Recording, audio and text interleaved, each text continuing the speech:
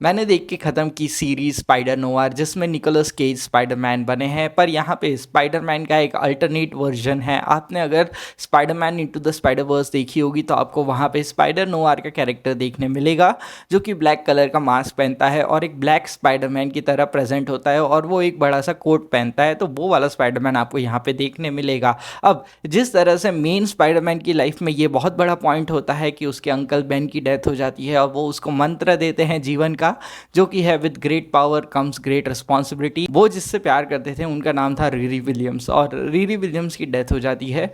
रूरी Williams अपनी death के time पे उनको बोलती है कि with great power comes great responsibility, और यहाँ पे रूरी विलियम्स बेन रायली के कैरेक्टर के जो स्पाइडरमैन हैं उनकी लाइफ का एक बहुत बड़ा चेंजिंग पॉइंट होती है, जो कि आपको यहाँ पे देखने मिलेगा। और उसकी मेमोरीज यहाँ पे बेन रायली के पूरे शो में दिखाया गया है। किसी न किसी पॉइंट पे वो रूरी विलियम्स को ज़रूर याद करते हैं, तो ये एक इंटरेस्टिंग फैक्ट है जो आपको यहाँ पे देखने मिलेगा।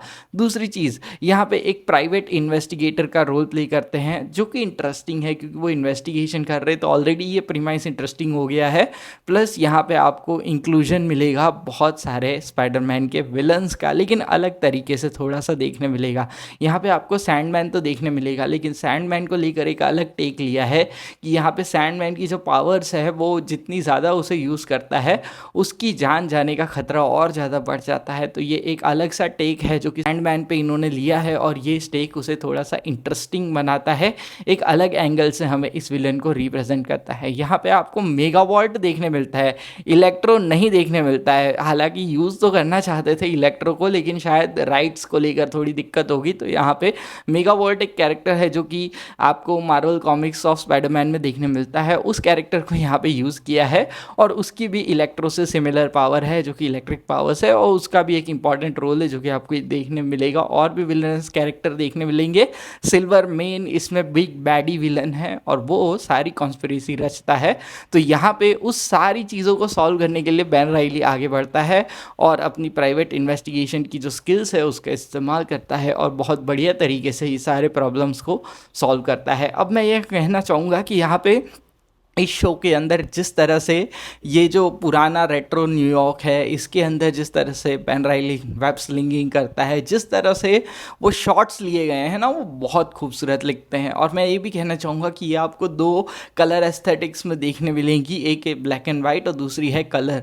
तो आप अमेजॉन प्राइम वीडियो पे ये चूज़ कर सकते हो आप कौन से एस्थेटिक में ये वाली सीरीज़ देखना चाहते हो। हालांकि मैंने यहाँ पे स्विच कर करके देखा है। मैंने इस तरह से देखा है कि मैं एक एपिसोड ब्लैक एंड वाइट में देख रहा था और दूसरा एपिसोड कलर में देख रहा था। इससे मैंने ये डिस्कवर किया कि अगर आप इसे एक्शन सीक्वेंसेस आपको खास देखने हैं ना, तो आप यहाँ पे कलर पे स्विच कर लो।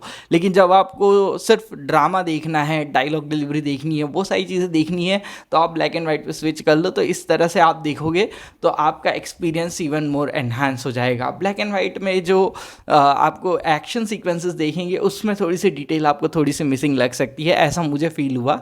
बट डेफिनेटली आप इस तरह से अगर देखोगे तो आपको बहुत ज़्यादा मज़ा आएगा इसे देखने में, और ये एक इंटरेस्टिंग तरीका हो सकता है इसे देखने का।